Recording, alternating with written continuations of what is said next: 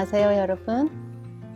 멘탈 피트니스 첫 번째 시간 행복한 사람의 플러스 라이프에 오신 여러분을 진심으로 환영합니다. 오늘 저는 이 시간 우리의 마음 건강이 얼마나 중요한지, 또 그런 마음의 특성인 부정적인 마음이 크다는 것과 그래서 품성 훈련이 필요하다는 내용을 여러분들과 함께 이야기 나누고자 합니다. 먼저 저를 잠깐 소개하고자 하는데요. 여기에 나와 있는 것처럼 저는 굉장히 다양한 역할을 하면서 살아가고 있습니다. 상담자이기도 하고, 또 교수이기도 하고, 또 더불어서 또 목회를 하고 있는 사모이기도 합니다. 이런 세 직업의 공통점은 누군가의 삶의 여정을 비교적 자세히 들여다볼 수 있는 직업들이라는 거죠. 가족 이야기, 또 친구 이야기, 좋은 이야기, 나쁜 이야기, 성공한 이야기, 실패한 이야기, 어린 시절의 경험, 또 노년의 경험까지 사람들의 삶의 다양한 면들을 살펴보면서 많은 것을 배워온 것 같습니다. 그리고 그런 이야기들 속에서 또 저도 같이 성장을 해온 것 같습니다. 그리고 저는 대학에서 이런 다양한 수업들을 하고 있는데요. 위에 두 과목, 교육학개론과 학교폭력의 예방 및 대책은 교육학 과목입니다. 우리가 어떻게 건강하게 성장해야 하는지에 관한 그런 과목들을 배우고 있고요. 또 교양에서 심리 과목들을 가르치고 있습니다.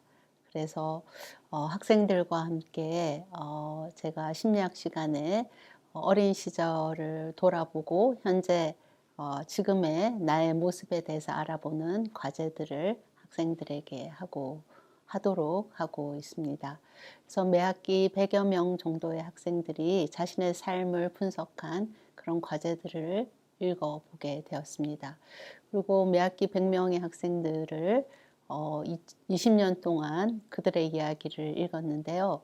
그 이야기들이 그 어떤 것보다 저에게는 가장 큰 그런 교재가 되었던 것 같고, 이제는 제 자체가 빅데이터가 된 것 같은 그런 느낌이 듭니다. 어떤 경험을 하면 지금 현재 어떤 생각을 하는지 이런 것들이 조금은 머릿속에서 그려지는 그런 경험을 하게 된 것 같아요.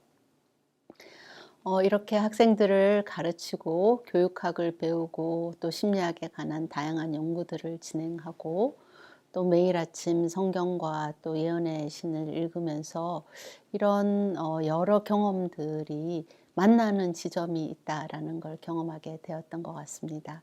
그리고 지난 20여년간 그 만남의 지점들을 찾아오면서 그 이야기들을 이 행복한 사람은 이렇게 삽니다 라는 책에 적어보게 되었습니다.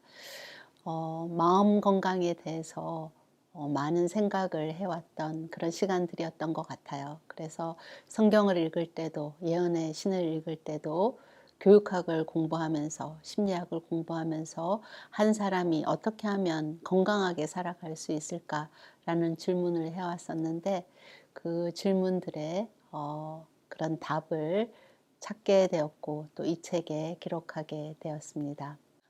제가 책을 쓸 때 서문을 맨 마지막에 썼었는데요. 서문의 또 마지막 문장이 이 글이었던 것 같습니다. 한 줄의 심리학이라도 사람들의 삶을 행복하게 물들이는데 쓰일 수 있길 간절히 희망하는 그런 마음을 담아본 것 같습니다. 오늘부터 진행될 이 4번의 멘탈 피트니스 훈련을 통해서도 듣고 있는 여러분들 중 한 분에게라도 희망을 드릴 수 있는 그런 시간이 되길 간절히 바라면서 강의를 시작하도록 하겠습니다. 저는 마음 건강의 중요성에 대해서 생각을 해보게 되었습니다. 왜냐하면 지난 20여년간 저는 마음이 아프고 힘든 사람들을 많이 만나왔기 때문인 것 같습니다. 그런데 그 사람들을 만나면서 제 마음속에 한 가지 떠오르는 화두가 있었습니다. 우리는 정말 지난 20여년간 점점 더 잘 살게 된 것 같습니다. 그리고 지난 20여년간 우리는 정말 더 말씀을 더 쉽게 읽을 수 있고 또 좋은 설교를 더 많이 들을 수 있는 그런 발전을 경험해 온 것 같습니다. 그런데 제가 상담 현장에서, 교육 현장에서 하는 경험은 이렇게 사회가 발전하고 편리해지고 또 말씀이 넘쳐나는 이 시대에 제가 만나는 사람들은 더 심각한 문제들로 힘들어하고 또 더 많은 사람이 심리적인 어려움을 호소하고 있고 더 많은 가정이 깨어져 가는 것이 저에게는 정말 큰 화두가 되었던 것 같습니다. 그러면서 성경 말씀을 읽을 때 이런 마음에 관한 글들이 크게 와닿았습니다. 저는 몸 건강이 더 중요하다고 생각을 했었는데 점점 마음 건강이 더 중요할 수 있겠다라는 생각을 하게 되었던 것 같아요. 잠언 4장 23절에 우리 모두가 잘 알고 있는 지혜자 솔로몬의 이야기를 저희가 함께 읽어보면 좋겠습니다. 모든 지킬 만한 것 중에 더욱 내 마음을 지키라. 생명의 근원이 이에서 남이니라. 모든 것들 중에 마음을 지키라 라고 이야기를 하고 있습니다. 아마 마음이 더 중요하기 때문에 그런 것 같습니다. 예언의 신에서도 동일한 이야기를 하고 있습니다. 마음은 사람 전체를 통제한다. 선하건 악하건 우리 모든 행동은 마음에서 비롯된다. 하나님을 경배하고 우리로 하여금 하늘의 존재들과 동맹을 맺어주는 것은 마음이다. 그럼에도 많은 사람들은 이 보화를 담고 있는 작은 보석 상자에 관하여 명확하게 알지 못한 채 살아가고 있다. 마음이 사람 전체를 통제한다 라고 이야기하고 있고요. 우리가 하나님과 연결되는 것도 마음이다 라고 이야기를 하고 있습니다. 그리고 마음을 이렇게 묘사하고 있어요. 엘렌 G 화이트 여사는 보화를 담고 있는 작은 보석 상자다. 그런데 중요한 건 이 마음에 대해서 우리가 명확하게 알지 못한 채 살아가고 있다 라고 이야기를 하고 있습니다. 우리도 잘 알지 못했던 마음의 힘을 알려준 아주 유명한 학자가 있습니다. 그녀는 하버드 대학교의 엘렌 랭어 교수인데요. 엘렌 랭어 교수는 마음의 힘이 얼마나 큰지에 대해서 다양한 연구를 진행했습니다. 그 연구들 중에 가장 유명한 연구가 시계 거꾸로 돌리기 실험입니다. 이 실험은 75세에서 80세 노인을 대상으로 그들이 50대 후반일 때 생활 환경으로 돌아가서 당시처럼 생활한다면 어떤 일이 벌어질까 하는 상상력에서 출발했습니다. 그래서 1959년에 세상으로 돌아가 20년 젊어진 생활을 실천한 참가자들이 단 일주일 만에 어떤 경험을 하는지를 연구했던 그런 내용인데요. 20년 젊어진 생활을 일주일 동안 하고 났더니 신체 나이도 20년을 거슬러 올라간 것을 알 수 있었습니다. 그래서 시력 또 청력이 좋아지고 기억력도 향상되고요. 체중도 1.5kg가 일주일 만에 늘어났습니다. 그리고 악력도 손의 힘도 늘어난 것을 알 수가 있었습니다. 더 재밌는 거는 누군가의 부축 없이는 걸음을 내딛기도 힘들었던 노인이 지팡이를 집어던지고 꼿꼿한 자세로 걷기 시작했고요. 또 다른 참가자는 연구원들과 함께 나중에 미식축구를 할 수도 있게 되었습니다. 일주일 전과 후의 노인 사진들을 찍어서 무작위로 제3자에게 보여주었는데 모두가 다 일주일 후에 사진이 더 젊은 시절의 모습이라고 생각을 했었습니다. 참 놀라운 결과죠. 우리가 일주일 동안 생활했는데 20년 전으로 돌아가서 살았다는 그 조건만으로 이렇게 신체적인 변화가 있다는 건 참으로 놀라운 결과인 것 같습니다.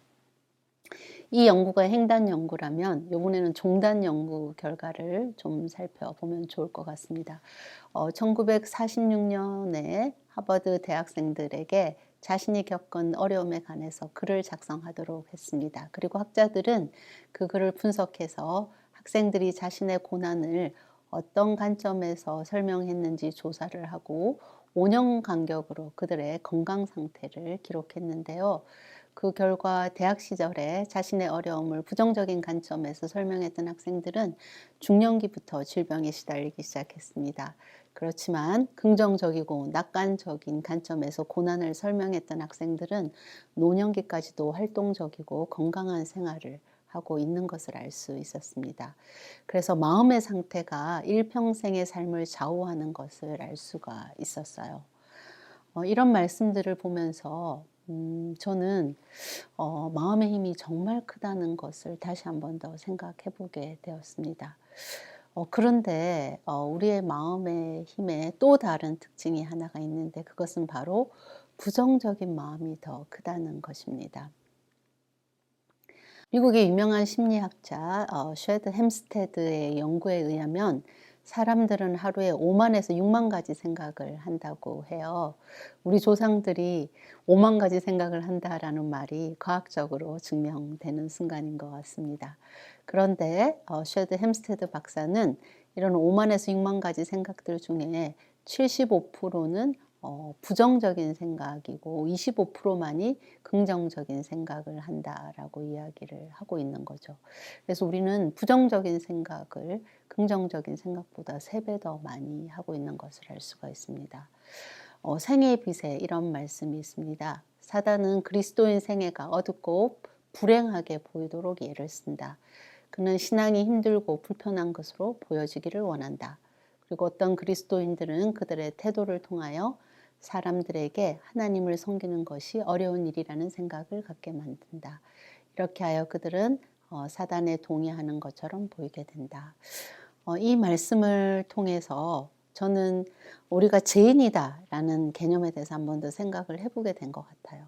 우리는 부정적인 생각을 3배 더 많이 하고 있다는 거죠. 그리고 사단은 선악의 대쟁투에서 우리에게 우리가 어둡고 또 불행하게 보이도록 쓰고 있다는 걸 우리가 기억하는 건 정말 중요한 것 같습니다. 성경의 이야기에서도 실제 이런 모습을 살펴볼 수 있는 것 같아요. 민수기 13장에 보면 12정탐꾼의 이야기가 나오죠. 저는 그 이야기를 조금 더 깊이 묵상을 해보면서 우리의 생각이 부정적으로 치울 수 있다는 걸 더 확신을 갖게 되었습니다. 13장 27절에 보면 모세에게 보고를 하게 됩니다. 그래서 그 땅에는 정말 큰 실가들이 있고 또 아주 성읍은 견고하고 또 다양한 이방인들이 있고 그래서 안악 자손도 있다라고 이렇게 이야기를 합니다. 그런데 이런 보고를 하면서 갈렙은 먼저 나서서 이렇게 이야기를 해요. 모세 앞에서 백성을 안돈시켜 가로되 우리가 곧 올라가서 이 땅을 치하자 능히 이기리라. 이렇게 갈렙이 먼저 이야기했습니다. 그런데 다른 정탐꾼들은 우리는 능히 올라가서 그 백성을 치지 못하리라. 그들은 우리보다 강하니라고 말씀하고 있는 것을 볼 수 있습니다. 저는 이 민수기서를 읽고 40년 강야 생활이 시작된 이유라는 묵상의 글을 적어보게 된 것 같아요. 백성들 앞에 2가지 다른 결과가 제시되었는데 백성들의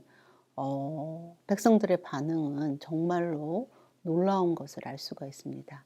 완전히 부정적인 그런 보고에 온 마음을 쏟는 것들을 볼 수가 있어요. 그래서 모세에게 밤새 통곡하면서 차라리 애굽과 광야에서 죽는 게 낫겠다라고 이야기하고 다시 애굽 땅으로 돌아가자라고 이야기하는 것들을 볼 수가 있습니다. 그래서 이 상황이 너무 극에 달해서 모세와 아론이 엎드릴 수밖에 없었어요. 그리고 치러 올라가자고 했던 갈렙과 여호수아는 백성들에게 돌을 맞을 뻔했습니다. 그런데 이 모습을 지켜본 하나님의 반응을 우리가 잘 살펴봐야 될 것 같아요. 하나님께서는 백성들에게 뭐라고 말씀하셨냐면 귀에 들리는 대로 행하겠다라고 말씀하셨습니다. 그래서 이길 수 있고 나아가자고 했던 갈렙과 여호수아만 가나안 땅에 들어갈 수 있고 나머지 정탐꾼들은 그들이 말했던 것처럼 광야로 가서 죽게 될 것이고 어느 한 사람도 가나안 땅에 들어가지 못하게 될 것이다라는 말씀을 해주십니다. 이 말씀을 묵상하면서 우리가 상황을 어떻게 보느냐, 우리의 시각이 어떠냐에 따라서 우리의 선택이 달라지고 우리의 선택이 우리의 삶을 바꿀 수 있다라는 생각을 해보게 되었습니다. 생의 빛에 보면 사단은 우리의 슬픔과 걱정을 이용하고 또 우리의 마음을 하나님께로부터 돌아서게 하고자 다른 사람들의 잘못과 우리의 결정과 약점을 이용한다라는 말씀을 읽었습니다. 그리고 이런 부정적인 마음이 우리를 그리스도에게서 분리되게 하고 사단이 승리를 얻게 한다는 말씀을 보면서 우리의 이런 부정적인 마음에 대해서 우리가 유념하고 또 이런 부정적인 마음을 극복하는 것의 중요성에 대해서 생각을 해보게 된 것 같습니다. 저는 상담을 하면서 내담자들의 그런 이야기들을 들으면서 한 가지 생각을 해보게 된 것 같아요. 색각 이상에 대해서 생각을 해본 것 같습니다. 색각 이상은 색을 잘 보지 못하는 그런 경험을 하는 거죠. 색각 이상에는 생맹이랑 색약으로 나눠져 있는데요. 생맹은 색을 거의 구분하지 못하는 거고요. 색약은 구분하는 데 약하게 하는 것입니다. 그래서 색각 이상을 경험하는 분들이 보는 세상이랑 저희가 보는 세상은 다른 것을 알 수가 있어요. 저희는 총천연색으로 보고 있다고 한다면 그분들은 흐릿한 그런 잿빛의 세상을 보고 있는 거죠. 그런데 저는 상담을 하면서 이런 마음의 색각 이상을 경험하고 있는 분들을 만나 본 것 같습니다. 제가 미국에서 상담했을 때 경험했던 일이에요. 어느 날 우울증으로 고생을 하던 한 내담자가 상기된 얼굴로 상담실로 들어왔습니다. 그리고 건넨 첫 마디가 선생님, 여기 오는 길에 파란 하늘이 너무 아름답게 다가와서 참 행복하다는 생각이 들었어요. 라고 이야기를 해줬어요. 그런데 제가 그분을 만난 곳은 미국 캘리포니아에 있는 로스앤젤레스에서 만났거든요. 로스앤젤레스의 하늘은 거의 사계절 내내 그렇게 파란 하늘입니다. 그런데 그녀의 눈앞에는 파란 하늘이 있었지만 마치 색각 이상을 경험하듯이 그동안은 우울증으로 힘들어했던 그녀는 그 파란 하늘을 볼 수 없었던 거죠. 저는 그녀를 통해서 마음이 어두워지면 세상을 보는 눈이 달라진다는 걸 알게 되었습니다. 회색빛 세상을 살아가던 그녀는 상담을 통해서 특별한 마음의 안경을 쓰기 시작했던 것 같아요. 그래서 그녀의 삶에 숨겨져 있던 다양한 세계의 색깔을 가진 그런 삶의 의미들을 발견해 나가는 것을 함께 경험하게 되었던 것 같습니다. 마음에 그런 상처가 있어서 아름다운 그런 빛깔들을 볼 수 없는 사람들은 특별한 조력이 필요하다는 생각을 해보게 된 것 같습니다. 그래서 행복한 사람은 이렇게 삽니다 라는 책은 그런 마음의 색각 이상을 경험하는 분들에게 삶의 다양한 의미와 긍정적인 면을 찾아주는 그런 플러스 라이프 프로그램에 대해서 적었던 것 같아요. 이렇게 부정적으로 치우쳐 있는 우리의 마음은 특별한 훈련이 필요한 것을 알 수가 있습니다. 다시 한 번 더 우리의 마음에 대해서 돌아가 볼 필요가 있는 것 같아요. 아까 제가 앞쪽에서 엘렌 지 화이트는 우리의 마음을 보물을 담고 있는 보석 상자로 이렇게 묘사했던 것을 기억을 하실 것입니다. 저는 그 글을 읽으면서 그럼 보석은 뭐지? 라는 생각을 했던 것 같아요. 그런데 실물 교훈에 그 보석에 대해서 알려주고 있습니다. 하나님의 형상대로 형성된 품성은 우리가 이 세상에서 내세로 가져갈 수 있는 유일한 보물이다. 우리의 마음이 보석상자라고 한다면 우리의 마음속에 있는 보물은 품성이다라는 걸 알게 된 것 같아요. 그러면 우리는 어떻게 품성을 가꿀 수가 있을까 이런 생각을 해볼 수 있는데 또 다른 예언의 신에서는 품성이란 마음밭에 뿌려진 생각과 감정과 행동의 열매다라는 글을 보고 저는 제 무릎을 이렇게 탁 치게 되었던 것 같아요.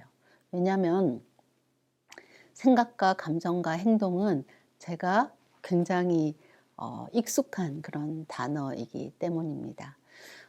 상담 심리학을 제가 전공하면서 다양한 상담 이론을 배우게 되었어요. 그래서 상담자들은 보통 이런 다양한 심리 이론을 배우고 나서 자신에게 맞는 이론을 선택해서 자신의 치료 전략으로 삼습니다. 그런데 저에게 가장 맞는 그런 심리 치료 이론이 인지행동 치료였던 것 같아요. 예. 인지행동 치료를 묘사하는 그림을 제가 여기 보여드리고 있는데, 인지행동 치료는 생각과 감정과 행동에 유기적인 영향을 조절할 때 마음이 건강해지는 것을 잘 설명하고 있는 그런 심리 치료 이론입니다. 성경에서 말하는 품성훈련이 우리의 생각과 감정과 행동을 건강하게 하는 거라고 한다면, 저는 품성훈련에 대해서 조금은 더 구체적인 내용을 알 수 있겠다라는 확신이 들었습니다. 인지행동 치료에서는 왜곡된 생각을 찾아내는 기술들도 알려주고 있고, 또 감정을 조절하고 또 행동을 변화시키는 그런 다양한 방법들에 대한 연구가 나와 있거든요. 그리고 최근에 그런 인지행동 치료를 바탕으로 더 발전된 그런 새로운 심리학 분야가 바로 긍정심리학 분야입니다. 그런 긍정심리학에서는 우리의 취약성이나 정신적 손상을 다루는 것이 심리학의 다가 아니다라고 하면서 강점과 잠재 능력을 다루는 것이 더 중요하다라고 강조를 하고 있습니다. 그러니까 전통 심리학에서는 문제가 0이 되는 것이 중요하다고 생각을 했어요. 근데 여러분 한번 생각을 해보세요. 여러분들은 하나의 문제가 해결되면 문제가 해결되었으니까 행복하게 살자 이렇게 하시나요? 제가 상담을 하다 보니까 그렇지 않은 것 같아요. 아까 우리가 부정적인 마음이 더 많다고 했잖아요. 그러니까 많은 경우 내담자들은 하나의 문제가 해결되고 나면 또 다른 문제를 찾아오는 것들을 볼 수가 있었습니다. 그래서 긍정심리학에서는 문제 해결, 부정적인 것에 초점을 두기보다는 오히려 강점과 잠재 능력 같은 그런 긍정적인 것에 초점을 두는 것이 훨씬 더 효과적이다라고 이야기를 하고 있는 거죠.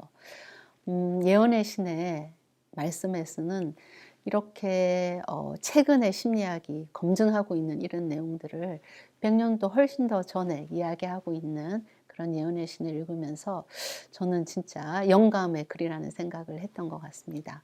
마음의 건강 풍요로운 삶에 이렇게 이야기하고 있어요.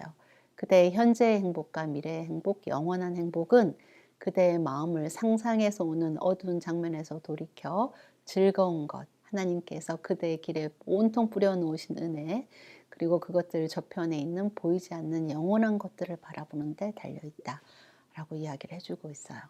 긍정적인 것들을 보고 훈련하는 것이 중요하다라는 거죠. 그래서 저는 긍정심리학 수업에서 학생들에게 어떻게 보면 마이너스 중심의 라이프를 살고 있는 학생들에게 플러스 라이프를 가르치는 정신건강 교양 그런 수업을 하고 있습니다. 그리고 그 수업은 이론 수업일 뿐만 아니라 실제로 삶에서 긍정적인 요인을 찾아갈 수 있도록 안내하는 그런 멘탈 피트니스 프로그램이에요.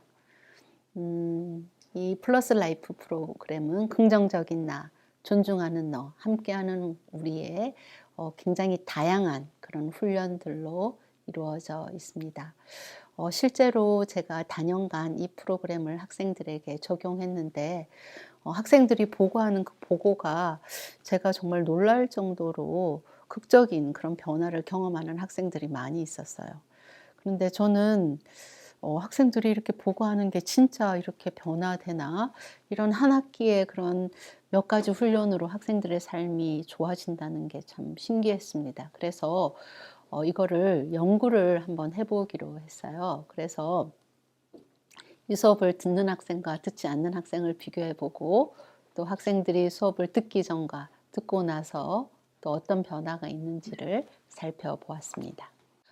연구를 해봤더니 수업을 듣기 전과 들은 이후에 학생들의 행복도가 올라가고 또 역경을 극복하는 회복 탄력성이 좋아지고요. 무엇보다 우울증이 좋아지는 것들을 알 수가 있었습니다. 이렇게 학생들이랑 멘탈 피트니스 훈련을 하고 또 플러스 라이프 프로그램을 진행하면서 효과가 있다는 걸 알게 되었는데 제가 사모님들이 또 어려움을 호소하시는 것을 알게 되었습니다. 그래서 전화도 받고 또 그런 필요에 대해서 또 이야기를 나누면서 한국연합회와 부가떼 지혜와 함께 사모님들과 함께 한 3년 정도 이 멘탈 피트니스 프로그램을 진행했었는데 그 프로그램을 진행하고 나서 제가 사모님들께도 사전 사후 결과를 연구를 해 봤어요. 그랬더니 학생들과 마찬가지로 행복도가 좋아지고 회복 탄력성이 올라가고 우울이 좋아지고 사모님들에겐 제가 두 가지를 더 연구했었습니다. 영적 안정감이랑 결혼 만족도를 체크해 봤는데 다 향상되는 것들을 알 수가 있었어요. 멘탈 피트니스 효과에 대해서 더 확신을 갖게 되었습니다. 최근에는 제가 임용 환자들을 대상으로 이 플러스 라이프 프로그램을 진행을 했어요. 지난 2019년부터 한 2년 정도, 2년 반 정도 진행해 오고 있는데 참 신기한 것은 이렇게 마음을 훈련하는 것이 이명이라는 그런 고통을 안고 있는 환자들에게도 희망을 준다는 거였습니다. 제가 이런 다양한 경험을 하면서 우리 마음을 훈련하는 것이 얼마나 중요한 일인지를 다시 한번 생각을 해보게 되었습니다. 예언의 신에 있는 말씀인데요. 함께 읽어볼게요. 생애의 실제적인 훈련은 사소한 것들로 이루어져 있다. 생각 훈련은 필수이다. 성령과 협력하여 마음을 훈련하고 생각을 통제하면 말을 통제할 수 있을 것이다. 이것이 참된 지혜이며 마음의 평정과 만족과 평화를 확실하게 가져다 줄 것이다.